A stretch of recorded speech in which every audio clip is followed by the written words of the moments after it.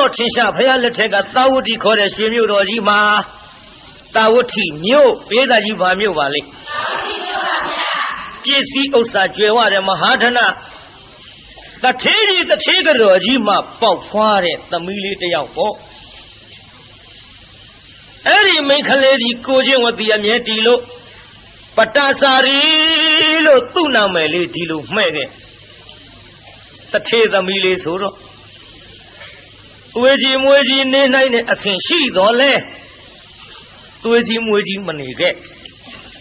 သူ့မိတ်ကိုမိတ်သူ့ရွှေမျိုးကိုရွှေမျိုးမရွေးခဲ့တဲ့ပတ္တစာရီ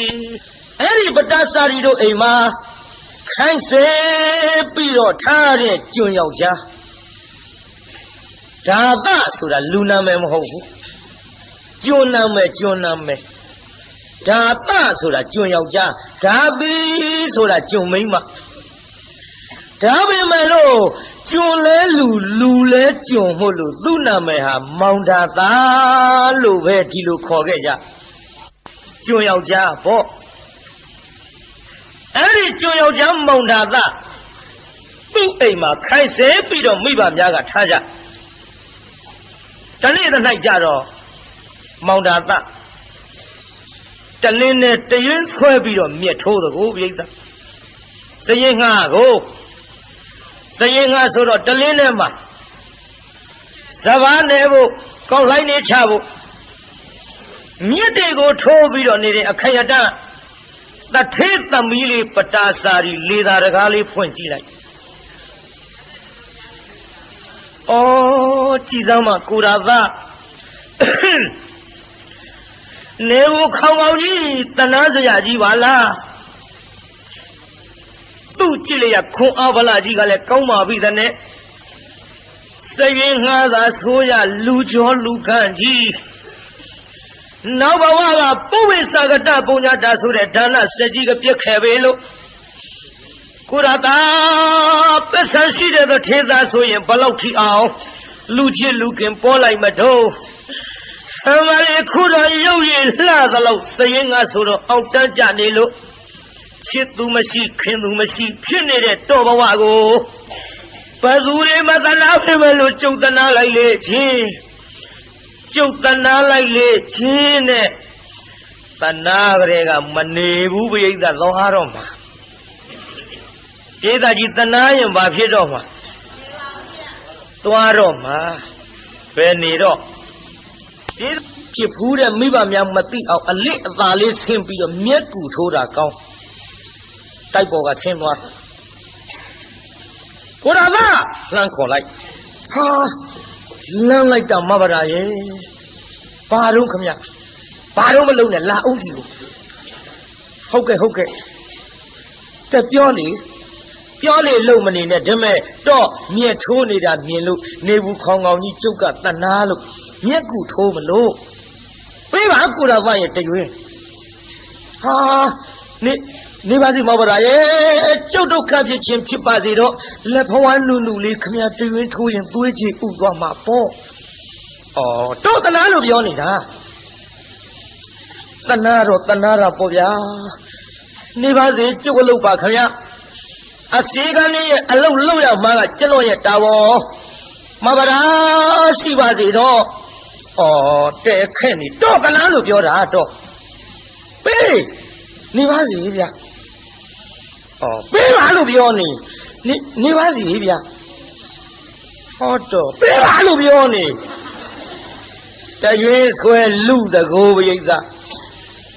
တရွေးဆွဲလူနေထုံတရားနာပရိသလာပြီပြုနောက်ကပရိသနောက်ကပိသားကြီးနောက်ကလာပြီဟိုင်းဒါဘာလို့တာ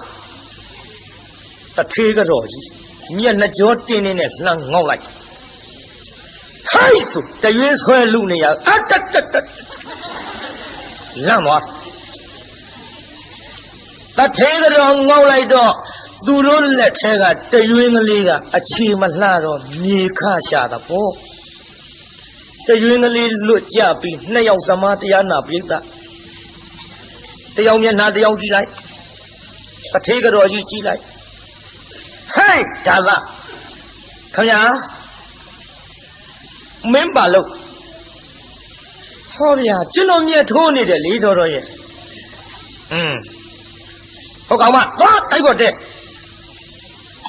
တိုက်ပေါ်တက်ဆိုပြီးငေါက်ထုတ်လိုက်တော့ပရာဇာကြီးတိုက်ပေါ်တက်သွားတိုက်ပေါ်ရောက်တော့အိုးအမေကဒေါသကြီးပါပြီတဲ့နဲ့ဘာမှလည်းစဉ်းစားတာမဟုတ်ဘူးအစေကမဲဆိုပြီးတော့ပါမြရိုက်လိမ့်မလားဒါရင်မကယောက်ျားရဲ့လို့လည်းမတွေးတော့ခွေးအရိတ်တောင်တချို့မကြော်လွှားဘူးတဲ့အခုတော့လေအစေကယောက်ျားဆိုပြီးတော့ခြေတော်ကြီးနဲ့တအားကန်လိုက်လိမ့်မလားကိုရတာတော်မြန်ထားပဲလို့ခက်လိုက်လေမလို့တော့ကိုကျုပ်တနာလိုက်လေချင်းတနာလိုက်လေချင်းဆိုပြီးတော့တရားနာပိဋကအမေကြောက်တော့ဘတွင်ပြတင်းပေါက်လဲတရွက်လုံးဖွင့်မကြည့်ရဲဘူး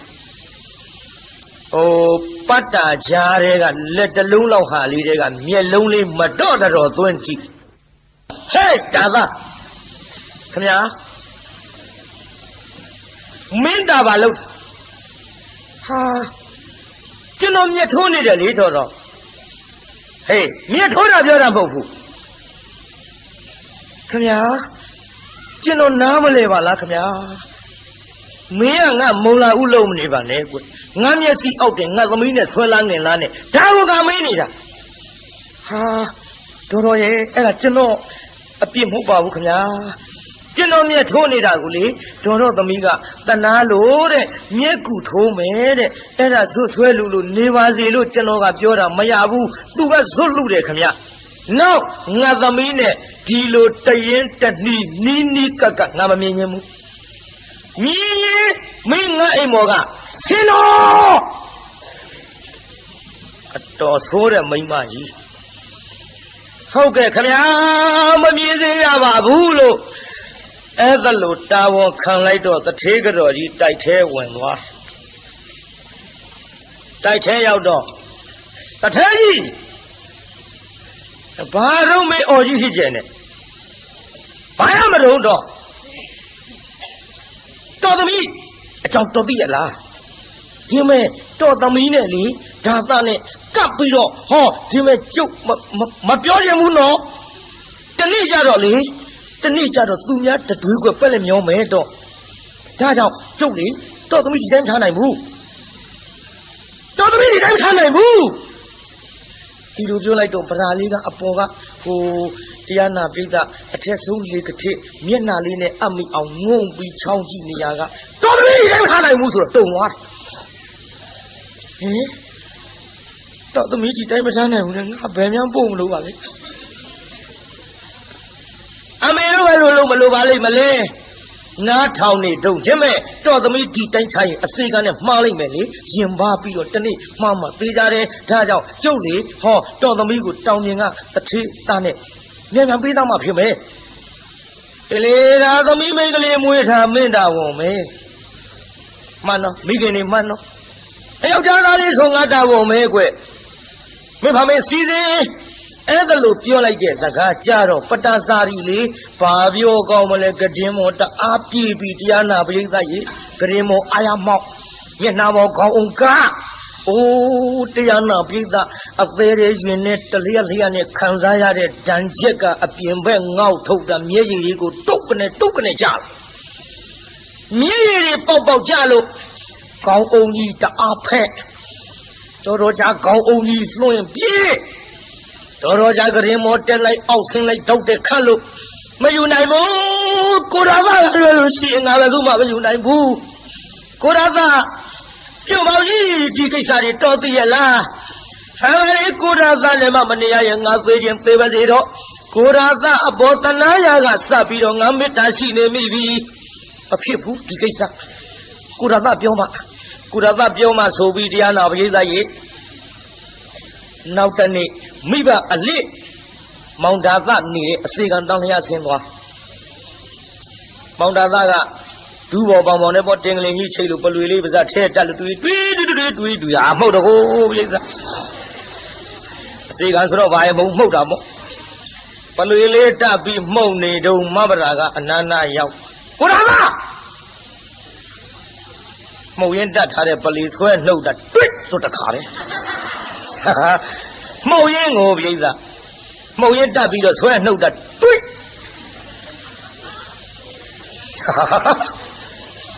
အေးကြမှုတ်ကြည့်ပါလားပလွေကိုကြည့်အခုအဲ့ဒါလို့ပလွေလေးဆွဲနှုတ်ဟာမဗရာလာပြန်မလားခင်ဗျာခင်ဗျာမေကြီးကကျုပ်ကိုဒုက္ခပေးနေပါဦးမယ်ခင်ဗျာအိုးဒုက္ခပေးကြမလို့ပါဘူးလေအလစ်ကိုဆင်းလာတာဒီမဲ့ကုနာကတော့ပြောရရှိလို့ထားရမှာဟုတ်တော့အင်္ဂလိပ်ရှိလို့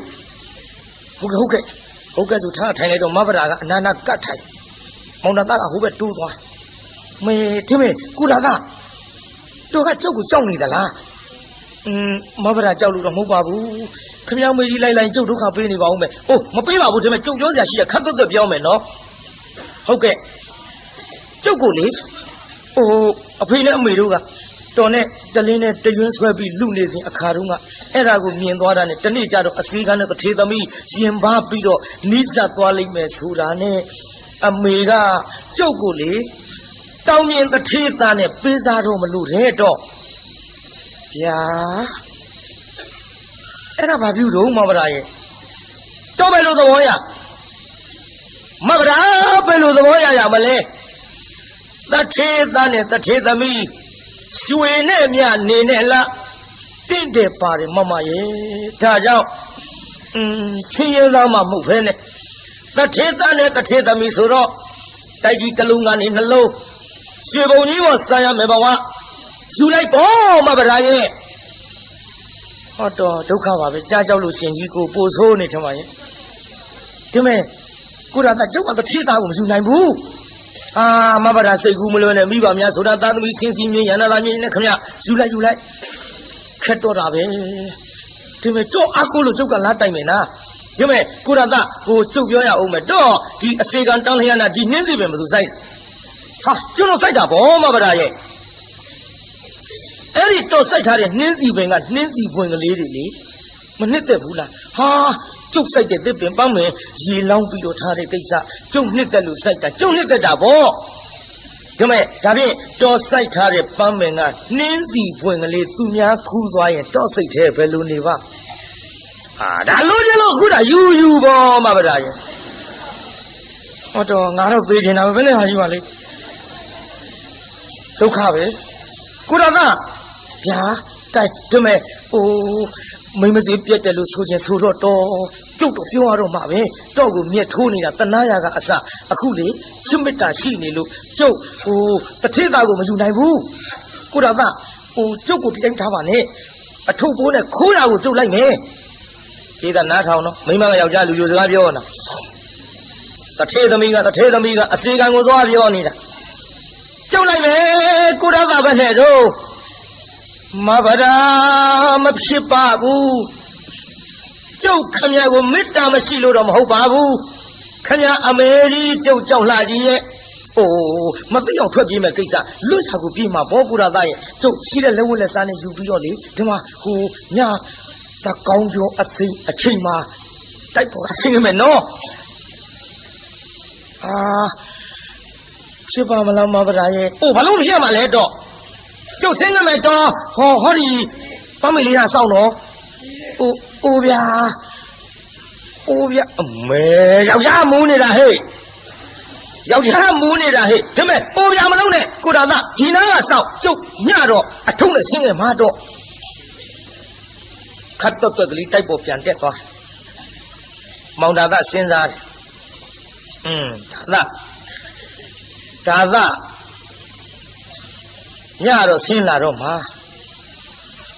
ငါဘယ်လိုလုပ်ရပါမတုံးဖြစ်မှဖြစ်ပါမလားအိုးဗျာဖြစ်ပါမလားဆိုတဲ့မောင်တာသားတကယ်တမ်းဆင်းပြီးလိုက်တော့မယ်ဆိုတော့တရားနာပိဿကြီးနေဝင်ကလေးကအဲ့ဒီပန်းမင်ရောက်တာ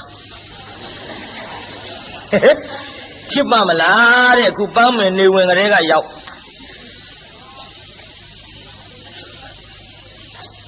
အဆောင်ခိုင်းတဲ့ပန်းမင်သားကထိုင်ဆောင်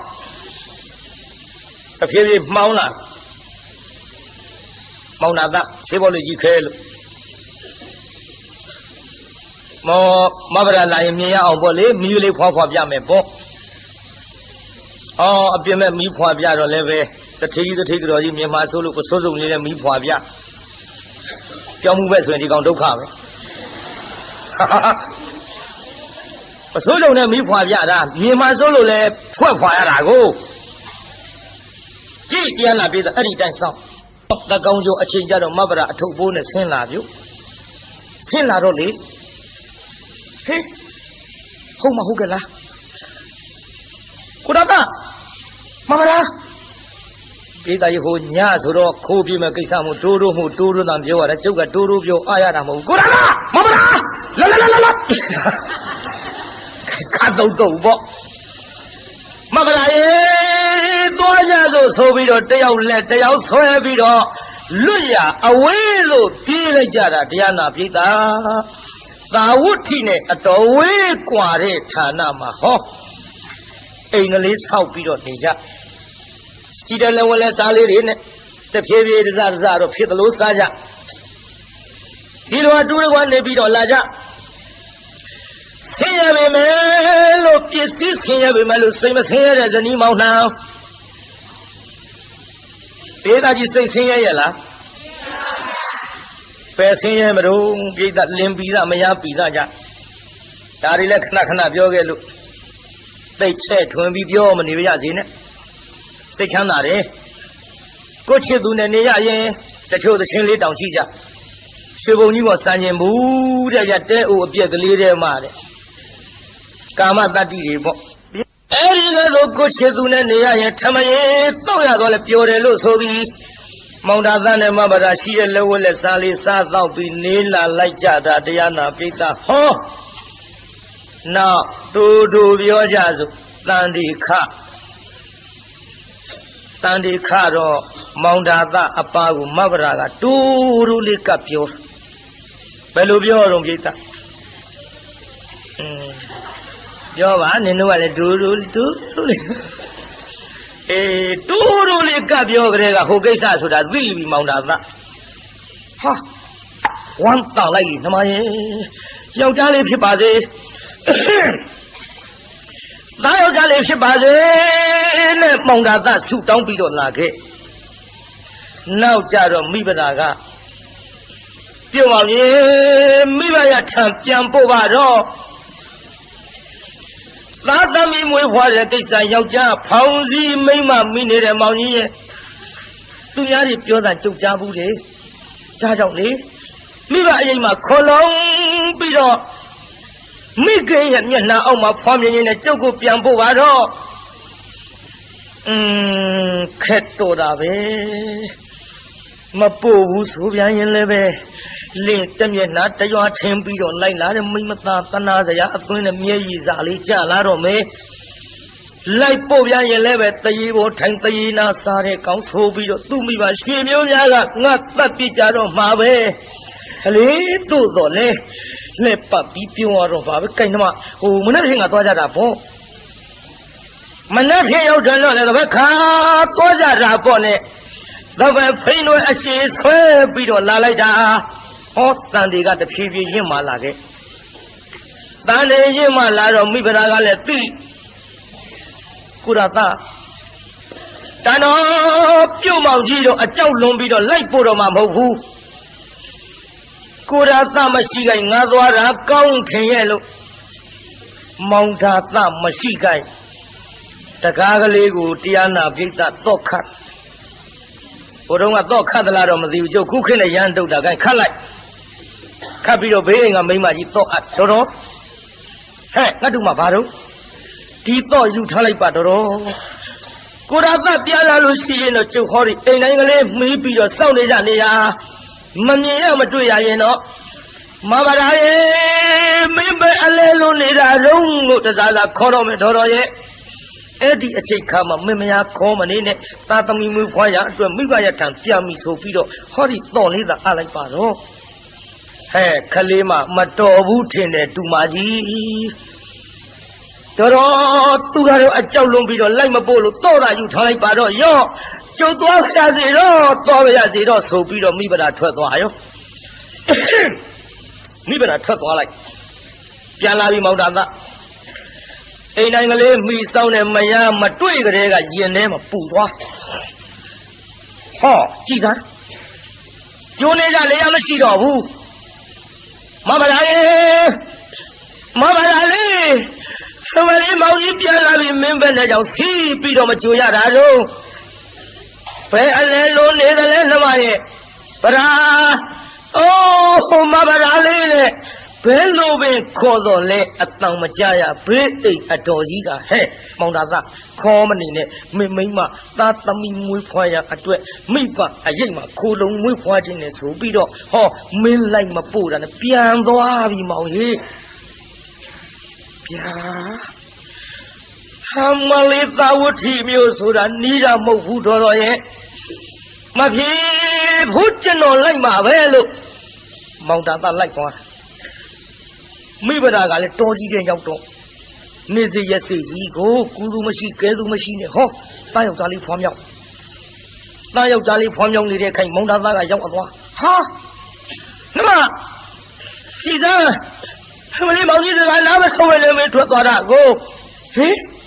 ကိစ္စတောင်ပြီးနေပါကိုကြည်စမ်း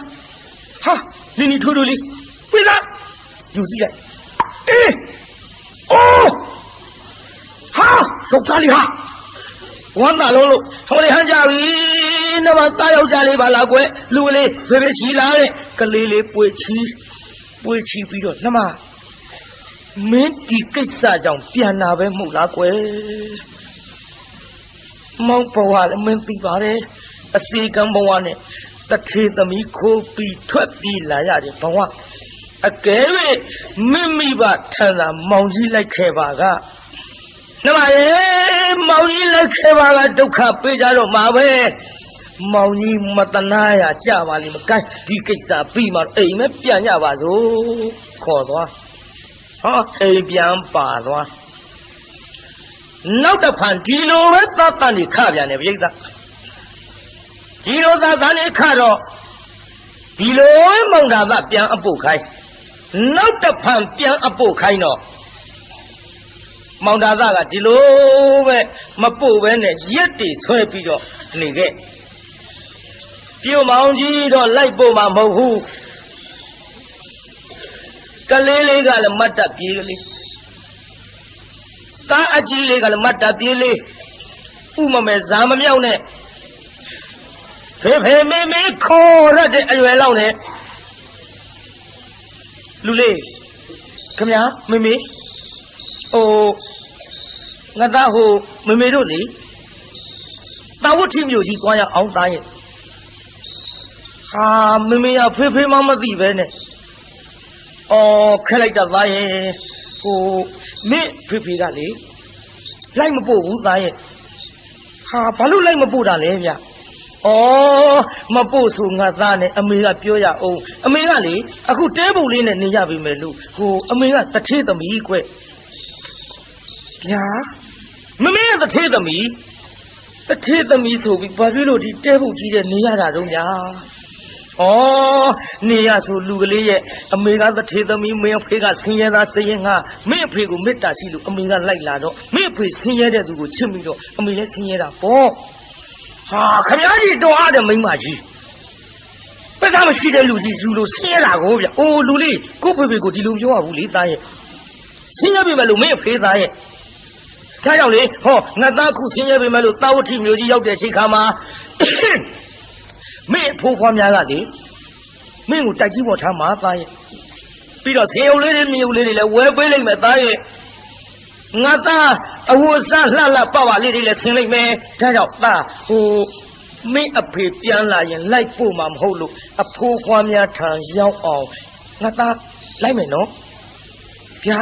မေမေဇေယုံမြေုံလေးတွေဝဲပေးမှာဟုတ်လားအေးလေဝဲပေးမှာဘောသားရဲ့တိုက်ကြီးပေါ်လည်းငါသားကြီးပျော်ပျော်ကြီးနေရမှာဒါဖြင့်သွားမယ်ကျွန်တော်လိုက်မယ်မေမေရဲ့လို့ဆိုတော့ကိုင်းကလေးလေးနှူးနှပ်ပြီးခေါ်သွားတော့အထုပ်ကလေးခေါင်းပေါ်တင်းလို့တကားလေးပိတ်ကလေးလေးလက်ကဆွဲလို့လူလေးအမေထုတ်ပေးငါသားကိုအမေညောင်းတဲ့ခါလဲချီမပေါ့တခါလဲငါသားကချီချင်းလျှောက်အောင်နော်အမေမလဲ မင်းရဲ့ညီလေးလားမသိနှမလေးလားမသိနှစ်ကိုတစ်သက်ကြီးမို့သားရဲ့သွားကြစို့ဆိုပြီးတော့ဘေးအိမ်အတော်ကြီးတော့အပ်ပြီးအရင်တစ်ပတ်လိုပဲထွက်ပြန်တယ်ကိုပြိဿအဲ့ဒီလိုထွက်သွားလိုက်တာတော်ကြီးတဲ့ရောက်သူ့ကုသိုလ်ကံကဆိုခြင်းတော့ကံဆိုးမှသွားရမိုးလိုက်လို့ရွာဆိုတဲ့ကဲ့သို့ဟောစနေတော့ရခန်းကနဂါးကိုဂလုံးဖမ်းသလိုလေနီချမ်းကြီးထားလေနီချမ်းကြီးထားလာတော့မိဗရာတောကြီးတဲ့မှာတယောက်ထဲကုသိုလ်မရှိကဲသူမရှိနဲ့ကံမစလေးကနှင်တော့လူလေးမမေငါသားတိနာခဏနေအောင်နော်မမေလေးမမေဝင်းထဲကနာလာပြီသားရဲ့ဟုတ်ကဲ့သားရဲ့မင်းညီမလေးလားနှမလေးလားမသိမွေးဖွားရအချိန်ကြပြီနဲ့တူတယ်သားရဲ့အမေမျက်စီတွေတောင်ကြည့်မကောင်းဘူးသားရဲ့ငါသားတိနာနေအောင်နော်ဟုတ်ကဲ့မမေကြာကြာကြီးမနေနဲ့နော်ကျုပ်ကြောက်တယ်ဗျာအေးခဏလေးပါသားရဲ့နော်ငါသားတိနာနေအထုံနဲ့ကလေးထားပစ်ခဲ့ထားပစ်ခဲ့ပြီးခြုံစာကလေးနာရောက်တော့ဟောသားယောက်ျားလေးဖွားမြောက်ပြန်ပြီပြုသားယောက်ျားလေးဖွားမြောက်ပြီးတော့မိုးတွေကလည်းတအားရွာချလိုက်တာပြိဿတာမီ၃ယောက်ဒုက္ခဖြစ်လို့အောက်ကလက်သီးစုပ်လောက်ကြောက်ခဲလေးတွေခင်းအဲ့ဒီပေါ်ဒုက္ခလေးတွေတင်းလို့အဲ့ဒီပေါ်အဝေကလေးထားသားငယ်ကလေးအဲ့ဒီပေါ်တိတ်သူ့ခန္ဓာကိုယ်ကိုတော့လေးပဲထောက်လို့ချီမိုးပေးတဲ့ပမာဏသားငယ်ကလေးမိုးမရွှဲရလေအောင်သားကြီးလေးကလည်းအထုပ်ကြီးခေါင်းပေါ်တင်လို့ဘယ်လုံလိမ့်မတုံးပိဋကအဝတ်ထုတ်ဆိုတော့ရှိသမျှရေတွေကတစိမ့်စိမ့်ခေါင်းပေါ်ကစီးကြနှခမ်းလေးများမွဲဆန်းရှာလုံးလို့သားရဲ့မင်းတို့ဒုက္ခဖြစ်ပြီသားရဲ့မောင်ကြီးရဲ့ပြုတ်မောင်ကြီးကိုထားသားအဘိမောင်ကြီးစကားကိုနားမထောင်လို့ကျွတ်တို့ဒုက္ခရောက်ပြီမောင်ကြီးရဲ့နဲ့ခိုက်ခိုက်တုံးလို့တမ်းပြီး၃ယောက်စလုံးချမ်းသာရှာလုံးလို့ဒီထဲမောင်သားသားကလည်းတော်စီတွေကပြန်အလားဟာကြည်စားမရှိပြန်ဘူးအိမ်လကားကြီးလည်းတော့ခတ်ထားပါဘောလားတန်တော်သွားပြန်ပြီနဲ့တူရဲ့သွားပြန်ပြီနဲ့တူရဲ့လမ်းဒုက္ခဖြစ်ကြတော့မယ်ဒုက္ခဖြစ်တော့မထင်နဲ့တော်တော်ရဲ့ကြည်သားမဗျာဟိုစနေတော့ရခန်းကနဂါးကိုကလုံးဖမ်းသလိုဟံဝလေးလေးဒီသားကြီးကလည်းထလာပြီမိုးတွေကလည်းမဲလာပြီဗရာရဲ့မင်းတို့သားမီး၃ယောက်လမ်းနေဒုက္ခရောက်ကြတော့မှပဲမောင်ကြီးမနေဘူးလိုက်မယ်ဆိုပြီးတော့ဟောဓမ္မလေးခါထိုးပြီးတော့လိုက်သွားလိုက်တာကြီးမြင်ကွင်းမလှအောင်ဟာလူလေးဖေဖေပလီငါသားနှခမ်းနေမြောက်မဲလို့ချမ်းလာပြီဟုတ်ကဲ့ဖေဖေအထုပ်ကြီးတွေကကြီးတွေကလည်းကျုပ်ပေါ်အကုန်စီးကြတယ်ဖေဖေရဲ့ကွယ်ကြည့်စားမင်းမေပဲသွားတော့အမေဟောသစ်ပြောင်မှာကလေးမွေးနေဗျဟင်ကြည့်စားလမ်းနေဒုက္ခရောက်ကုန်ပြီဒီကလေးကလည်းချမ်းလာပြီတခါမိမဒရှိပြေးကြည့်လိုက်တော့ဟေးခွေးမကြီးပမာဏလေးပဲထောက်လို့အောက်ကကြည့်စမ်းကလေးတယောက်နမကိုရတာပိသားဆိုပြီးကလေးလေးကောက်ကြည့်လိုက်ဟာအော်ယောက်ျားလေးပါလားကွယ်အရေးတဲ့ဒုက္ခဖြစ်နေရကသားယောက်ျားလေးဆိုတော့ပြုတ်နိုင်ရှိနိုင်သေးတယ်ကိုပိသားဟံမလေးယောက်ျားလေးပါလားနမဝမ်းတာလိုက်တာဒါပဲမလို့မင်းဒုက္ခဖြစ်တာမောင်ကြီးစကားနားမထောင်လို့မိုက်လှကြည့်လားဟိုမှာကြည်စမ်းသားကြီးလေးနှခမ်းလေးလည်းမဲလို့ချမ်းရှာလာပြီအေးပတ်ပြီးတော့ဒုက္ခရောက်ကုန်ကြတော့မှပဲကိုရသားပြီးတော့မှရိုက်တန်ရိုက်ပါမောင်ကြီးအပြစ်တင်တာတွေနောက်ထားလို့ကျွတ်တို့သားမိသုံးယောက်အချမ်းပြေအောင်လေမြင့်မြေသားလေးဆက်ပြီးတော့မိဖို့ပေးပါတော့အေးရော့နမဒီကလေးယူထားမောင်ကြီးသွားမယ်နော်မကြဘူးခဏလေးထင်းမြင့်မြင့်သားရှာလို့မောင်ကြီးမိဖို့လို့ပေးမယ်နမရဲ့နေတော်လို့ဆိုပြီးတော့မောင်သာသဓမ္မရူလေးနဲ့ထွက်သွားလိုက်တောင်ပေါ်ကြီးတစ်ခုနာရောက်သွားတောင်ပေါ်ကြီးနာမြင့်မြင့်သားထင်းချောက်ရှောက်ပြီးတော့ရှာလိုက်တာဘယ်မှမတွေ့ တောင်ဖို့ကြီးနာရောက်သွားတော့တောင်ဖို့ပေါ်ပေါက်နေတဲ့မြက်များကတော့ရေစိုးနေလို့တောင်ဖို့အတွင်းမှာဝင်ပေါက်နေတဲ့မြက်6ကလေးတွေမီးပွေးလို့လွယ်အောင်ခုတ်မဟဲ့ဆိုပြီးတော့ဓမ္မညာဘက်လက်ကကင်ပြီးတော့တောင်ဖို့အတွင်းပေါက်နေတဲ့မြက်6ကလေးတွေလှမ်းနှိုက်လိုက်ဆိုတခါလေမွေဟောက်ကြီးထွက်လာမွေဟောက်ကြီးထွက်လာတာဟေးဟောပါလေဆိုပြီးတော့နောက်ဆုံးနဲ့ကြိုက်သေးဘူးမွေဟောက်ဆိုတာဒေါသဖြစ်နေပြုံးနဲ့ကြိုက်ဖြစ်တာမဟုတ်ဘူးခိုးတွေမှုတ်ထုတ်တာဒါကတော့မျက်စိဘာမှမြင်ရတော့ဘူးမွေစိတ်တွေမျက်စိထဲရောက်သွားပြီမွေဟောက်အဲ့ဒါလို့တရားနာပြိတ္တာဒေါသဖြစ်ပြီးတော့ပပြင်းကြီးခွက်လို့ဟေးငါမျက်စိတွေလည်းမမြင်ရတော့ပါဘူးဗရာရေပေါင်းကြီးမင်းတို့သားမီး3ယောက်ဆံမလို့လုပ်ပြီးတော့ပြန်ရပါမထုံးဘယ်လိုလုပ်ပြီးတော့ရောက်အောင်လာရပါမထုံးနဲ့မောင်တာသားကြီးသားမီး3ယောက်ထံသွားခြင်းလို့လက်ကလေးနဲ့စမ်းပြီးတော့သွားလိုက်တာဘယ်သားမီး3ယောက်ထံပြန်မရောက်ဘူးမွေဟောက်ကြီးစီလျှောက်သွားမွေဟောက်ကြီးနာရောက်တော့လက်ကလေးနဲ့သွားပြီးအထိလိုက်ခုတ်ကနေစီလှမ်းပေါက်လိုက်ပလဲလောင်လဲလို့မလေးတောင်မထဲနိုင်ဘူးလဲသွားပြင်းတယ်လေမွေဟောက်ကကြီးအမလေးဆုံးအောင်မអော်နိုင်ဘူးလဲသွားလူလွတ်လို့နမရဲ့မိဗရာရဲ့မင်းတို့သားမီး3ယောက်ထောင်ပေါင်းကြီးဘယ်လိုနည်းနဲ့မှပြန်ရောက်နိုင်တော့မှာမဟုတ်ပါဘူး။မောင်ကြီးခေါ်လာတယ်မင်းတို့ကြားတော့မယ်မဟုတ်ပါဘူး။သားတို့တောင်မှအားရအောင်အဖေမကြည့်လိုက်ရပါလား။ဟောပါလေအဖေဘယ်လိုနည်းနဲ့မှမင်းတို့ထောင်ပြန်မရောက်နိုင်ပဲနဲ့မိဗရာမင်းနောက်လိုက်ပြီလို့အခုတော့ငါမွေးဟောက်ခဲပြီးတော့သေဝဲဝင်ရတော့မှာပါလားသားတော်ရဲ့အဖေထားရပြေးပြီးဆွလာပြေးကြပါတသေးရောကဲမိဗရာကလည်းပဲလူလေးမင်းဖေကြံလာပြီလားပါရဲ့ဟုတ်ကဲ့မမေကျုပ်လည်းချမ်းလာပြီဖေကမိဖို့ပေးမယ်ဆိုမင်းဖေအန်တရယ်များတွေ့နေသလားကွယ်ဒါမှမဟုတ်ရင်မဖေမျက်စိလဲလမ်းမပြီးတော့ဘယ်တော်ကြီးတဲ့များရောက်သွားလေသလားမသိတာရဲ့လိုက်ပြီးတော့ရှာကြစို့တားငယ်လေးချင်းမှပွေသားကြီးလေးလက်ကဆွဲလို့တော်ကြီးမြက်မဲတဲ့ရှောက်ရှာလိုက်ကိုရတာပြုံမောင်ကြီးအော်ပြုံမောင်ကြီးရဲ့မိဘသားခေါ်တာကြားရဲ့လားအားလေဦးလေးပါလေထူလိုက်ပါဦးတော့လားမိဘသားအော်နေတယ်ခေါ်နေတယ်မောင်ကြီးရဲ့လူလေးအမေတန်နေလည်းပြကုန်တော့မှာပါသားရဲ့ငါသားကြီးတက်လက်ခေါ်ပါအောင်ဟုတ်ကဲ့ဖေပြောဖေများလာမျိုးကျွတ်တို့ချမ်းလာပြီလားကလေးကခေါ်အဲ့ဒါလို့ကလေးခေါ်လို့လည်းမရမိဘသားသားကြီးလေးလက်ကဆွဲပြီးတော့သွားလိုက်တာမောင်ဒါသအလောင်းကြီးနာရောက်သွားတယ်မိုးကလေးကမစဲတစဲမောင်ကလေးကမကွဲတကွဲအလောင်းကိုလည်းတိကြကြည့်လို့မရတော့အလောင်းနာအယောင်မိဘသားချီတောင်းနဲ့ဗိုက်ကြီးသွားတိုက်ဟဲ့တာနောက်ဆုံးကလေးဆွဲလိုက်လူလေးပါလောင်ကြီးမသိဘူးသားရဲ့ပြောစီကြီးလာသား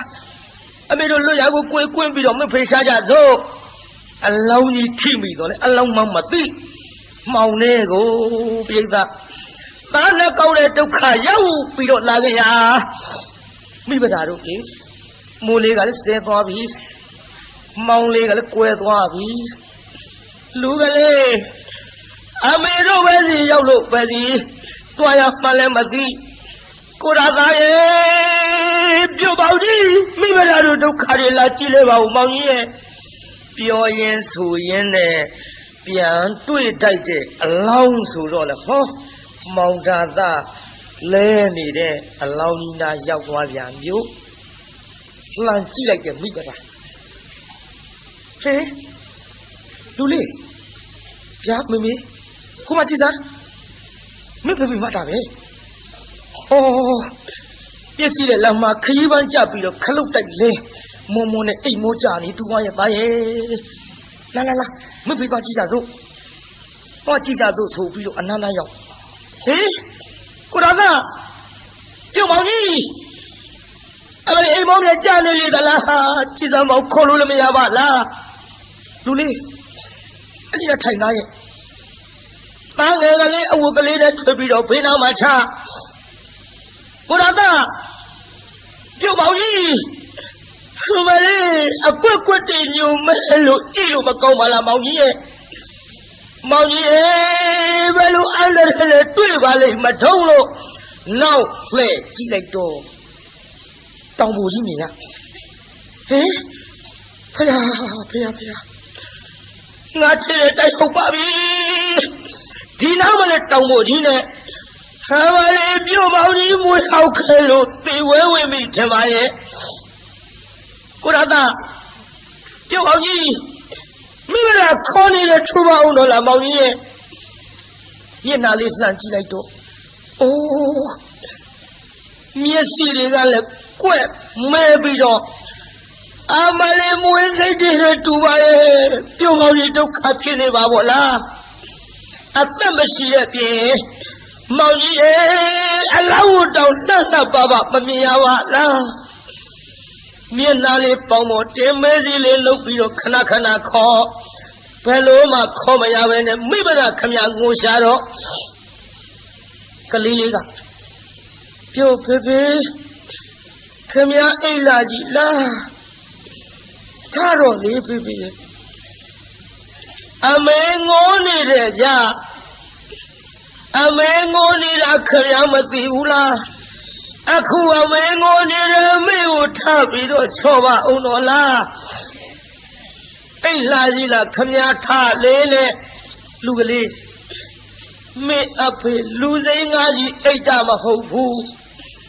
တာရဲ့ပထသောအိတ်ချင်းနဲ့အိတ်တာကွယ်မြင်ရလားဟိုမှာတောင်ပေါ်ကြီးမေအဖေမွေဟောက်ခဲလို့အကွက်ကွက်တင်ညုံမဲပြီးတော့သေဝဲဝင်ပြီလူကလေးဆမေဖေအသက်မရှိတော့ဘူးအဲ့ဒါလို့လဲပြောလိုက်ပါလေရောကလေးကအလောင်းမော်ပြစ်လဲဖေဖေကျတော့ဖိုးဘွားဝါတို့ရှိလိုက်ပို့ပါဗျာမမေစီယုံကြီးရုပ်လေးတွေဝယ်ပေးမှဆိုအဝတ်စားလှလှလေးတွေဝတ်ရမယ်ဆိုတိုက်ကြီးပေါ်ပြေးလွှားပြီးကစားခြင်းလို့ကြုတ်ရောက်အောင်ပို့ရမှာပေါ့တာရဲ့မရောက်အောင်မေပို့ရမှာပေါ့ငါသားတို့နဲ့အမေသာဝတိရောက်အောင်တော့သွားရမှာပေါ့ဒါပေမဲ့လို့လူစိမ်းခါကြီးတို့တော့မလိုက်နိုင်တော့ဘူးသားရဲ့ကိုရကပြုံမောင်ကြီးအမလေးမိဘတော်တို့လုပ်ပြီးတော့ဖြေရပါမတော့ဒါကလေးမကြခဏပြပြင်မရနာကြွရပါဘောမိဘအလှမဘဝင်းခုံလာကြီးရဲ့ရေတုံးကမောရေတုံးကမောငိုရှာတကူပြိဿကိုရတာကျုပ်ပဲလို့ပြီးတော့ဖြေရပါမတော့မောင်ကြီးရဲ့မောင်ကြီးနေရခဲ့ပြီးတော့ဟောဒီတောကြီးတောင်ကြီးတဲ့တယောက်ထဲလူကလေးဒီလိုငိုနေကြလို့မပြီးဘူးမိခေဖေကိုတစ်ခက်ကလေးတွေချိုးအုပ်သားရဲ့ကလေးကတစ်ကိုင်းလေးတွေချိုးလာတစ်ခက်ကလေးတွေအုပ်နောက်မိဗလာကမျက်နှာပဝါလေးလွှမ်းလို့ပြုံမောင်ကြီးနေရခဲ့ပြီးတော့ဟောဒီတောကြီးတောင်ကြီးတဲ့တယောက်ထဲနေရခဲ့ပြီးတော့ဟောဆွေစုမျိုးစုတို့ရဲ့ထံပြန်ရောက်တော့မှတော့အလောင်းကျုပ်လာပြီးတော့လှပသင်ကြုံမဲ့မောင်ကြီးရဲ့လို့မခွဲခြင်းမဲနဲ့ခွဲလို့ထရောက်မှထားအမလေးနေရခဲ့ပြီးတော့မိဗလာတို့သွားပြီးမောင်ကြီးရဲ့လို့အလောင်းကြီးမခွဲခြင်းမဲနဲ့ခွဲလို့ဟောသားကြီးလေးလက်ဆွဲသားငယ်လေးရင်မှာပွေပြီးတော့သာဝတ္ထိကိုမှန်းပြီးတော့လှမ်းခဲ့ရပါပြီပြိဿ ကုသိုလ်ကံကဆိုးကျင်တော့ချောင်းငယ်လေးတစ်ခုသွားတွေ့ချောင်းကလည်းတရားနာပြည်သားမိုက်တရောထိုက်တရောအကုန်လုံးမျောပြီးတော့ရေစည်းကတန်မာပြီတဲ့မောစရကြုံရမှာပေါ့လားလူလေးဟိုအမေလေးငါသားတို့နှစ်ယောက်ကိုဟိုဘက်တခါတည်းမပို့နိုင်ဘူးသားရဲ့ဟုတ်ကဲ့မမေဘယ်လိုလုပ်မလဲကျွတ်တော့ဟိုဘက်ဘယ်လိုလုပ်ပြီးတော့ကူတော့မမေရဲ့ငါသားဟိုခဏနေဦးနော်ငါသားဒီနာထိုင်ဟိုမင်းကြီးလေးအမေခဏထားပြီးရေထဲဆင်းကြည့်ဦးမယ်သားရဲ့ဟိုဘက်ရေနဲ့သလားတိတ်သလားဆင်းကြည့်ရေကရင်စိုးလောက်ကြည့်ရက်ကန်နဲ့ပြန်လာလူလေးမြင်ရလားရေဒီအမေရင်စိုးထိရဲ့သားရဲ့ရင်စိုးထိတဲ့ရေတွေကိုအမေပဲနည်းနဲ့လည်းငါသားတို့နှစ်ယောက်တခါတည်းမပို့နိုင်ဘူးဒါကြောင့်ငါသားဒီအထုပ်ကလေးယူထားနော်မင်းကြီးလေးအမေဟိုဘက်ကန်သွားပြီးတော့ပို့မယ်သားရဲ့ဟုတ်ကဲ့မမေနဲ့ပြန်ခဲ့နော်ရေတွေကအော်နေတဲ့မမေကျုပ်ကြောက်တယ်ဗျာရေတွေကတဝေါဝေါနဲ့မမေအော်နေတဲ့မမေကျုပ်ကြောက်တယ်မြန်ပြန်မယ်ခဏလေးပါသားရဲ့မိသွားမယ်နော်ကလေးလေးပွေပြီးတော့တခါတည်းရင်စိုးလောက်ထိတဲ့ရေကိုလွတ်အောင်လေဘင်းသားထိအောင်ကပ်မပြီးတော့ရက်ကန်နဲ့သွားဟိုဘက်ကန်းစာရောက်တော့အဝတ်ကလေးနဲ့ထွေးပြီးကလေးလေးခြုံစသိပ်ပြီးတော့သားကြီးလေးကိုခေါ်မလို့ပြန်အလားရေလေကောင်လေးရောက်ပါလေရောတစ်ပင်မော်နားနေတဲ့သိန်းစွန်ကြီးတကောင်ကသားငယ်လေးသားဒိတ်ထင်မှတ်ပြီးတအားချီတုပ်ပါရောရဟောသိန်းစွန်ကြီးမလေးကိုကျိုးနေပါဘောလားသားရဲ့လူလေးအမေစီခုံချခဲ့သားရဲ့ဘယ်ခုံချနိုင်လိမ့်မတို့အမလေးရဲ့ဆက်သွေးဆက်နဲ့ငါမကြည့်ရပါလားသိစွန်ကြီးဒုက္ခဖြစ်တဲ့မိမကိုနေမသနာလို့ပတ်သားလေးရခုလို့ချီတာလားဟဲ့သိစွန်ကြီးအမလေးငါသားလေးချောက်ရတော့လားလို့လက်မြောက်ချီမြုံနဲ့လက်ခုတ်လက်ဝါတီးပြီးတော့ခြောက်လိုက်တာလေဟောကန်းစားထားခဲ့တဲ့သားကြီးလေးကသူ့လက်ရခေါ်တာမှတ်သိစွန်6တာလက်ရခေါ်တာမှတ်ပြီးတော့ဟုတ်ကဲ့မမေကျုပ်လာခဲ့မေပြားနဲ့အထုပ်ကလေးကောင်းမွန်ရွက်ပြီးဆင်းရောပြို့ဟဲ့လူကလေးမဆင်းတဲ့သားရဲ့အမလေးအမေရင်စိုးထိတဲ့ရင်မင်းပဲလို့လုပ်ပြီးတော့မိပါမတော့သားရဲ့မင်းကိုအမေခေါ်တာမဟုတ်ဘူးသိစွန်ကို6တာသားအမလေးမဆင်းနဲ့မလာနဲ့လူကလေးရဲ့လို့ပြောမရတော့ရေကိုရင်နဲ့ဖိပြီးတအားကူလိုက်တာဟောသားအကြည့်မြုပ်ပြီးအထုပ်သာတွေ့လိုက်ရပါဗျာခွေရိုင်းလို့ပြည်ထဲကမနေတဲ့ဟိုဘက်ကန်းစာရောက်တော့ကိုရာသားရဲ့ပြုတ်ပေါင်းကြီးတော်သားတွေပါအပါခေါ်သလားမောင်ကြီးရဲ့ဟိုလေကြည်တာကိုတယောက်တည်းသေးပါကိုမသွားပဲနဲ့တော်သားတွေတော်ချစ်လို့ခေါ်သလားဟောဒီဒုက္ခကောင်ပါကြီးပါအပါခေါ်ပြုတ်ပေါင်းကြီးကျုပ်လည်းမနေရခဲ့ရစေနဲ့ဟိုလေကျုပ်ဒုက္ခဖြစ်ပါဝလားမောင်ကြီးရဲ့ဒီမလေးအမေရဲ့ချောက်ခွဲပြီးတော့သေရကြီးရဲ့အလေးနဲ့ကန်းစားမှာတရားနာပိဋက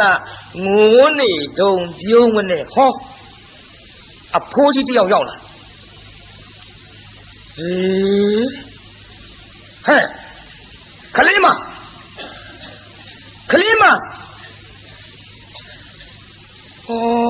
ခေါ်လို့မရပြုတ်လို့မရပါလားခုနေကငိုးသံလိုကြသေးကြည်စားခုတော့ငိုးသံကြားရမှအတန်တိတ်သွားပါလားဟဲ့ခလေးမမျက်လုံးလေးဖွင့်ကြည့်တော့ဟဲ့ခလေးမကြည်စားနေဟောကျုပ်ကိုသိသလားတော့ငါစဉ်းစားနေတာဟဲ့နင်ဗရာမဟုတ်လားဟုတ်ပါပြီဟောတော့အဖေကျုံမိဗရာပါဖေရဲ့ Nin Gia Kana go Matang Piani, Nimpelu Killa, let me pay him of Huno. The me you at the me call that Horunga. Pay Jodo Kari, Chivima, Pioya Zero. Oh, the me get Pali Mawado. I know my look the Mapiaban and Tajibo Mapio Sijavayala. Kalima. Nintoka Pilla, Ninkisari, Na, a coup, Mibamia, a junk pian, Biombi, Piola Messi, Yinia, Waku to Pitoma. Udana so they call me home. Could I that laugh here? Over Kaza. Don't you just come with Kalu think I be fair?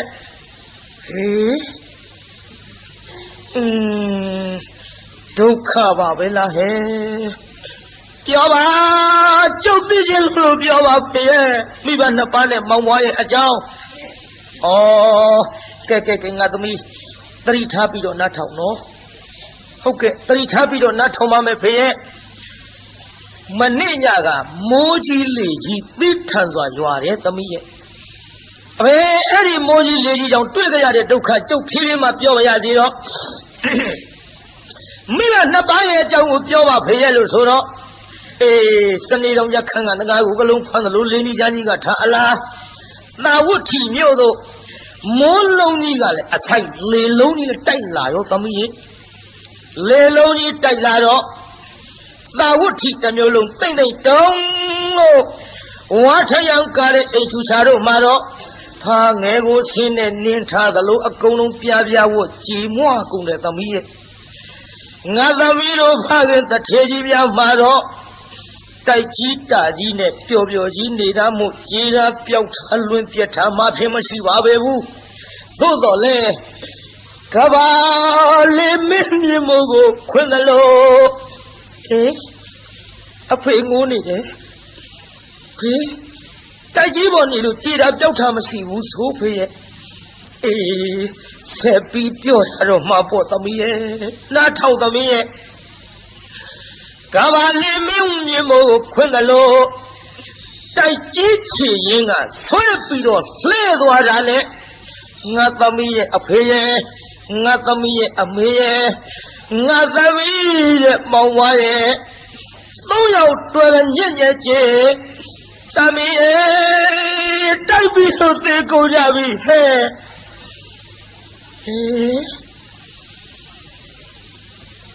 Te coña pi Avare pero vestido te coña vi la pie Tamile Pio yen so yen Lit to bi tati lit to bi Tati lit to ro Ha Phaya Ngà Piong bây giờ đâu khám nhà gấu mình là tụi hẹ cái mà bà tâm y đấy mới gì lên lâu lục khó lại nhà lâu lên buồn là Piong bà Piong là vì vậy ta tâm y ba tâm y đâu cô đã ra tâm y thuê nó thuê tâm y vậy ba phê đâu lưu của 10 cái gì bé ngang 10 cái mà đâu tâm y ba đi sâu cho đi đã đâu phê đi khám mà chú ba thì biểu mì đâu phê nhé chú mì bà mong quá tay bị lột tiêu này mà cả bà đi cô ra ra hồ bè căn ra 10 cái lột tiêu cái bị phê nhé cô ra ta đi đâu ra để phê nhé đã vào thì đã tha bộ cái này về biết tha cái đâu hết cái mà kia mà tha cái bảo phê tu cái cháu này tu này cái khai ra bị phê mi bà đã cứu được cái số lô hỏi đi căn ra của cứu bị được tăng cái này của chống ra tê ta đi này của piang à khó tê xuống à tăng cái của tàu lô lấy nhà bị cháu đó ta đi này cái tu khó để mà bị được gì đấy xem phê lấy bị được xe đó lại chống ta tôi lấy ra được phê này mi bà đã đâu khai được gì ra gì tập đi tha ngà tập đi tân na gì cha đâu này ngà mà biểu xem mà buồn biểu hiện ra này tây tha tập đi တတိထားဆိုပြီးမရပါဘူးနောက်တစ်ခါကြီးတစ်လှဲ့နဲ့ပြုံးလာပြန်ပြီဟင်ကိုရသဟဲ့သမီးဖေနော်ဘာဖေတို့တော့အသက်ကြီးနှုတ်ခမ်းဝေးတွေပေါက်လို့ပြုတ်ဖို့ဒါဆွဲနှုတ်ဟာကလေးမနားလိုက်တာသမီးရဲ့သမီးတတိထားဟင်ဖေဒီခမဖေဒီခမဖေကျုပ်နောက်တစ်ခါကြည့်တဲ့လေအဖေမသိရဒီဒုက္ခတွေကျုပ်အေးမဲ့ဟုတ်ပါဘူးဖေရဲ့အတော်အမွေးတွေကျုပ်လက်ထဲတဆုပ်ပါစီသမီးရဲ့ကဲသမီးတတိထားနော်ဟဲ့ဒီမှာတာဝတိမျိုးမှာရွှေကြီးမျိုးကြီးတထေးကြီးရဲ့သမီးမို့လို့ငါသမီးလည်းဘယ်သူမှပြစ်ထားမယ်မဟုတ်ဘူးငါသမီးတတိထားလို့ပြောရင်ဆိုရင်လည်းအဖိုးကြီးရင်ဝင်တဲ့ကနေပြီးတရားနာပြီးတာဖြတ်ဆိုမတ်တရဖိုးကြီးမျက်လုံးပြူသွားမျက်လုံးပြူရောပေါ့အခုခမရတို့ဝင်နေတာဂွန်းထမိန်ဟိုတုန်းကဗျံထမိန်ဆိုတော့ထမိန်ကြီးဖြန့်ပြီးနှစ်ဆကောင်းပေါ်ဝဲလို့လေတကွန်လွှတ်တဲ့အတိုင်းဟဲစုံကြီးဟဲ့ဖိုးကြီးပြူသွားတယ်မျက်လုံးဟာသမီးကြည့်မကောင်းဘူးဒီလိုမလုံးနဲ့သမီးဒီလိုမလုံးနဲ့မရဘူးတရားနာပရိသတ်ကြီးခုံပေါက်ပြီးတော့တွတ်ချအောင်ယူလို့မောဘမလေးဝဲလို့ရေထဲကလက်ထခုံတော်တတိကလေးရတဲ့ခါတိုင်းသားနှစ်ယောက်လည်းသေခဲ့ပြီလင်းလည်းသေခဲ့ပြီဖေဖေမောင်ဝါလည်းသေခဲ့ပြီကျုပ်တနေတဲ့6လုံးပြည့်လိုက်ရတဲ့မိမကြီးမို့လင်းလည်းမရှိအဖေလည်းအမေမရှိလို့ကျုပ်ကိုတနာတဲ့ကြည်စံဝေးကြပါတော့ပေးကြပါတော့လို့ဒီလိုငိုရင်ရိုးရင်လည်းကျွတ်ချိန်တန်လို့ထင်တရားနာပြိဿဟောမြတ်စွာဘုရားတရားဝဲကြီးနာရောက်သွားပြီယုတရားဝဲကြီးနာရောက်တော့ပရာတတိလေးလည်းရလာဩပရာနဲ့ကျွတ်ခွင့်ကြုံမီနဲ့တူရဲ့သုံးလောကထွတ်ထားတပ်ပြညမြတ်စွာဘုရားတရားဝဲကြီးနဲ့တူရဲ့ငါတရားနာမှာပဲနဲ့ပိဋကအစွန်ရောက်သွားပိဋကအစွန်ရောက်သွားတော့ပိဋကဟဲ့အယူမတော့မလာနဲ့ငေါ့ထုတ်တော့မဟုတ်ပါဘူးတော့ကျုပ်ငေါ့ကြပါနဲ့ကျုပ်မရိုက်ကြပါနဲ့မမှန်ကြပါနဲ့ကျုပ်ဟိုတရားနာခြင်းလို့တော့အေးထိုင်တရားနာထိုင်နာမဟုတ်ဘူးကျုပ်ဘုရားဖူးခြင်းလို့တော့အေးဘုရားဖူးခြင်းကဲထိုင်ဒီကထိုင်ဖူးမဟုတ်ဘူးတော့ကျုပ်ဘုရားနာသွားဖူးခြင်းလို့ဒီအရေးပေါ်လို့ရမလားလို့ဘာမှပါပဲနဲ့ဒုက္ခပါလို့ခေါင်းဆွဲထုတ်စမ်းသူငေါ့ထုတ်တော့မြတ်စွာဘုရားတတိတော်မှာဘုရားကိုယ်တော်မြတ်ကြီးရှိအပသို့ကပ်ပြီးမဖူးရဘူးတရားမနာရဘူးလေဘုရားတတိတော်မောင်လည်းမရှိအဖေလည်းမရှိအမေလည်းမရှိလင်လည်းမရှိလို့တတိတော်ကိုနှိပ်စက်ကုန်ကြပြီဘုရားတပည့်တော်အာကိုအားထားရမြတ်စွာဘုရားတဆူသာရှိပါတော့သည်ဘုရားလို့ရှောက်လိုက်တော့ဟဲ့ခြေသားခြေသမီးတို့မနှင်းညာနဲ့အသားလေးဝင်မစေလာပါစေဟဲ့လို့ဟောဘုရားကိုတော်မြတ်ခွင့်ပြုခိုင်းလိုက်တော့မှလမ်းကလေးပွင့်သွားအဲ့ထဲဆိုတိုးဝင်ဖိုးကြီးဝင်တိုက်ဟာခေါင်းပါလေဘယ်နဲ့ငါခွာတိုက်ဖိုးကြီးကိုကားရနဲ့တချို့ဖွားကြီးသူတိုက်လှည့်ပြခဲ့တာဟာတော့အမလေးကြည်ရင်လုံးမလေးငါသွန်းကြည့်ကြတော့မအောင်ငယ်အဖွားကြီးတွေလည်းလဲနေရဲ့ဒီလိုနဲ့တိုးခွေပြီးဝင်သွားလိုက်တာပြေးတာဟောဖះပိုင်ရောက်ဒူးလေးတုတ်မြတ်စွာဘုရားတပည့်တော်မှာဒုက္ခကြီးကြတော်မူပါဗျာတပည့်တော်6လုံးပြည့်လျရတဲ့မိမပါဖះလို့ဖះလျှောက်တော့ခြေသမီးတတိထားလို့အနမတက်ကသံဃာကစလို့ဒီကဲ့သို့အဖေသေးလို့အမေသေးလို့လင်းသေးလို့သားသေးလို့ရွှေရင်းမျိုးတွေသေးလို့ငိုခဲ့ရတဲ့မျက်ရည်တွေစုထားရဲ့မဟာသမုဒ္ဒရာလေးစင်းမကတော့ဘူးဒီလိုဖိုးသေးဟွာသေးရိုးတွေတောင်းနေပုံလို့ဆိုတာလို့ခြေသမီးတတိထားဒီကဲ့သို့လင်းနေသားတွေသေးလို့ဘဝတိုင်းငိုခဲ့ရတဲ့မျက်ရည်စုထားမယ်ဆိုရင်ဖြင့်ခြေသမီးမဟာသမုဒ္ဒရာလေးစင်းမြမကတော့ဘူးဘယ်နဲ့ကြောင့်သတိမိတ်လျော်နေပြီတနည်းလို့မြတ်စွာဘုရားကိုယ်တော်မြတ်ကြီးကဟော မဟာသမုဒ္ဒရာသူဇလံပရိတကံတရောဘုံအတုဇလံအနဘကံဒုက္ခေနဟာဘုထသနရတသောစတောကေဟိကရဏသောကဝတပမစ္စတိလို့အဲ့ဒီအနောက်မတက်ကဒေသနာပြလိုက်တာတရားနာပိဋကဆေးကျက်မိတဲ့လူနာထထိုင်နိုင်သလိုဟောတရားနာပိဋကဒိဋ္ဌိနဲ့ဝိစီကိစ္စကွာလို့ပတာစာရီသောတာပန်ဖြစ်ပြီးတဲ့နောက်ယဟန်ပြုခွင့်တောင်းယဟန်ပြုခွင့်တောင်းတော့မှဘိက္ခုနီမှာကြောင်းတော်ရောက်ဘိက္ခုနီမှာဘဝနဲ့ဆွမ်းကန်ကြွရကအပြန်ကြောင်းရောက်တော့ကြောက်ဖြာပေါ်မှာကျွတ်တူခြေကလေးတင်ပြီးတော့ရေဆေးတကိုးပိဋကဦးတဲ့ကရေကလေးခတ်လိုက်ဦးတဲ့ရေမရှိတာသူသိမခတ်ခင်ကမရှိတာမဟုတ်ဘူးခတ်လို့ခွက်ထဲပါလာတဲ့ရေလေးကဦးတဲ့မရှိဘူးခွက်ထဲပါလာဒါညံကလေးနဲ့ကြည့်ခွက်ထဲကရေလောင်းချလိုက်တော့ခြေပမိုးပေါ်ခွက်ထဲမရှိပြန်ဘူးခြေပမိုးပေါ်ကကြောက်ဖြာပေါ်စီးကြခြေပမိုးပေါ်မရှိပြန်ဘူးကြောက်ဖြာပေါ်ကြပြန်တော့မြေကြီးပေါ်ရောက်တော့လေရေအကွက်ကလေးသာထင်ပြီးပျောက်သွားတာကိုညံကလေးနဲ့အိုးတဲ့ကရေခွက်ထဲမှာပြောင်းသွားပြီခွက်ထဲကရေခြေပမိုးပေါ်မှာခြေပမိုးပေါ်ကရေကြောက်ဖြာပေါ်မှာကြောက်ဖြာပေါ်ကရေမြေကြီးပေါ်မှာမြေကြီးပေါ်ကြပြန်တော့လေတရွေ့နဲ့စိတ်ပြီးတော့ပျောက်သွားတော့အကွက်ကလေးသာထင်လိုက်ရသဖြင့်အနိစ္စပါတကားလို့နောက်တစ်ခါထပ်လောင်းမြန်တော့ရှေ့တဆင်တိုးပြောင်းနောက်တစ်ခါထပ်လောင်းရှေ့တဆင်တိုးပြောင်းသွားတာမြင်လိုက်တော့အနိစ္စ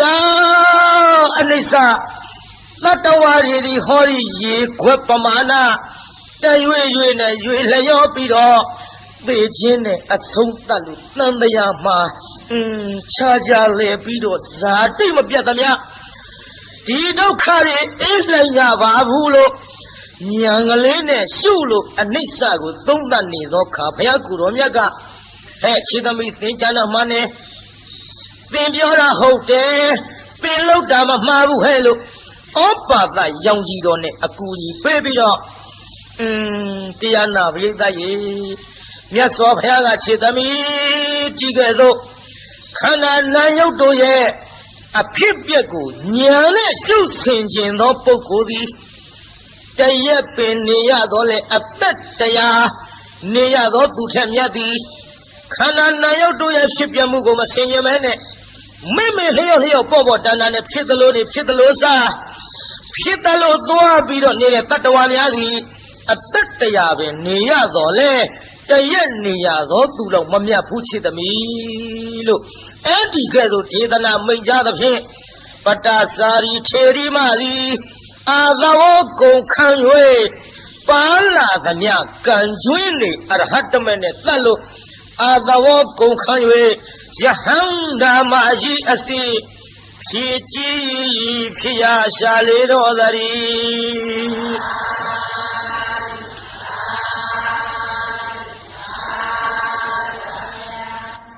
ယဟန္တာမကြီးဖြစ်ပြီးတဲ့နောက်ဟောကျွတ်တို့ဘုံမို့ထိုးတာမြတ်စွာဘုရားလက်ထက်တော်ခါကဝိနည်းအရာမှာတေတရက်ရတဲ့ဘိက္ခုနီမတစ်ပါးကိုအာကြပြီးတော့မြတ်စွာဘုရားတဲ့ဘုရားတပည့်တော်မသည်နောင်ပွင့်လက်တဖြစ်သောဘုရားတဆုစုရဲ့ခြေတော်ရင်မှာဘုရားတပည့်တော်သည်ဝိနည်းအရာမှာဖြင့်တေတရက်ရပြီးတော့နိဗ္ဗာန်ကိုဝင်ဆံရပါလို့ဤလို့သူတောင်းခဲ့တဲ့ဆုအတိုင်းမြတ်စွာဘုရားကိုယ်တော်မြတ်ကြီးကခြေသားတို့ခြေသမီးတို့ယဟန်မိမရဲ့မှာဝီနီးတတ်တဲ့နေရာမှာတော့ဟောဒီပတာစာရီထေရီမသည်ငါဖယားအောင်ငါသမီးအမြတ်ဆုံးမဲ့လို့အဲ့ဒီလိုယာဓုပေးခြင်းကိုခံရသဖြင့်တာဝဋ္ဌိမြို့သူဖြစ်သောပတာစာရီသည်သောတာပတ္တိဖို့ရောက်၎င်းနောက်အာသဝကုန်ခန်းလို့ယဟန္တာဖြစ်၍ဝီနီးအရာမှာဧတရက်ရသော ပတာစာရီခေရီမာကြီးကိုအကြောင်းပြုပြီးဟောသည်တကဘာလုံးမှာမြတ်တတာချမ်းသာကိုစိတ်မြဲပါစေအလုံးရလေးညကြွရောက်လာကြတဲ့တရားနာပိဋကကြီးချမ်းသာကြပါစေအလုံးကုန်ရလေးညကြွရောက်လာကြတဲ့တရားနာပိဋကကြီးကျမ်းမာကြပါစေအိမ်ပြန်ပို့ကြပါစို့အတ္တကေဟေပြောသမျှဟောသမျှတွေကသဘောမကြပဲအပြစ်တွေခဲ့လည်းရှိရင်နေဖုံမုံစိတ်တွေပြည့်ပြည့်သည်သောမိမိတို့အငြာဌာနသို့နိဝတ္တတို့သည်ခံရတာပြန်ကြပေတော့နိဝတ္တတို့မေတ္တာရေပခါဖြောင်းလိုက်မယ်ပြည့်ပရာတွေဝေးရကမြစီရောจิตราဆွေကလျောင်းမိကိုစိတ်နှပြချမ်းသာစွာဖြင့်မှန်စွာမနေပြန်ပါလေတော့ပြန်ကြစေကုန်သတည်း